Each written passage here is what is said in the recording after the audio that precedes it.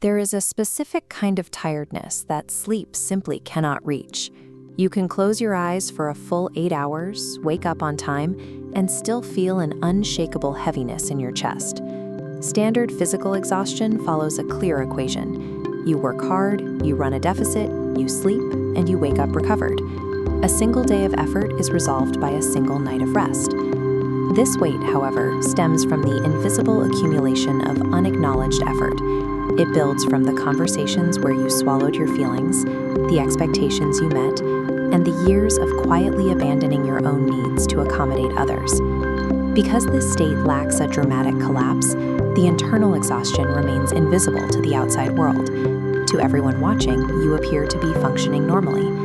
When someone finally admits they feel tired of existing, observers often misinterpret the signal. They label the shutdown as a desire to give up, clinical depression, or simple laziness. This misunderstanding leads to a destructive internal narrative. You learn to hide the fatigue, minimizing your own feelings and assuming that you are ungrateful or broken. But look at this from a different angle. This profound numbness might actually be your body functioning exactly the way it was programmed to. This state represents a sophisticated biological survival mechanism, a protective lockdown designed to keep you from running entirely empty. This pattern frequently targets the peacemakers and the reliable helpers, those whose emotional output has vastly exceeded their emotional input for years. Maintaining an identity as the capable person requires constant internal management. Over time, that self-regulation degrades into sheer emotional suppression. Prolonged emotional suppression registers in the body as chronic stress. Under this pressure, the brain stops prioritizing long-term pleasure or curiosity and shifts entirely into survival mode. The mind slows everything down as a deliberate, desperate act of energy conservation. It is a biological maneuver to keep the host alive. The brain alters internal chemistry to conserve energy, treating it as a limited resource and cutting non-essential functions. Dopamine's primary role is providing fuel for effort and momentum. Without it, the system stalls. Small tasks feel heavy, and goals lose their pull. This explains why endless scrolling and cheap digital stimulation fail to restore you. They provide momentary distraction, while the deeper system remains depleted.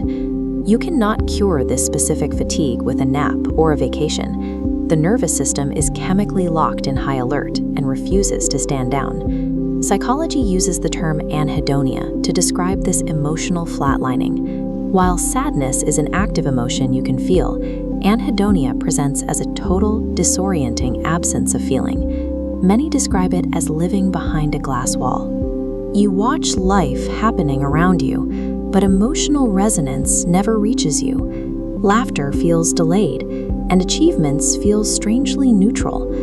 This lack of energy creates a severe social withdrawal. Canceling plans and ignoring messages happens because even basic small talk requires an emotional output that the system no longer has available. Withdrawal serves as a neurobiological shield. It creates the distance necessary to protect an overdrawn system from total bankruptcy. Our biology is currently fighting against a cultural environment that punishes rest. We live in a society that equates human worth with constant movement and relentless busyness. We are taught that rest is a reward you get only after the work is done. Because the work of modern life is never finished, resting feels irresponsible, creating a pervasive sense of rest guilt. This forms a toxic loop. Feeling guilty for taking a break triggers anxiety, which drains your already depleted energy reserves even further. This creates a paradox.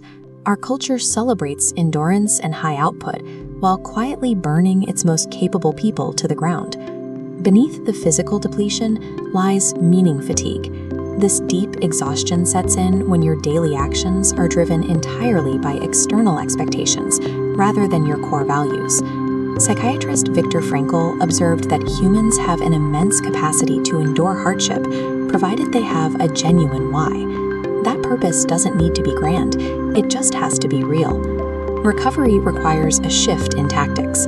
It means stopping the brute force discipline used to push through fatigue and instead listening to the exhaustion as a directional signal.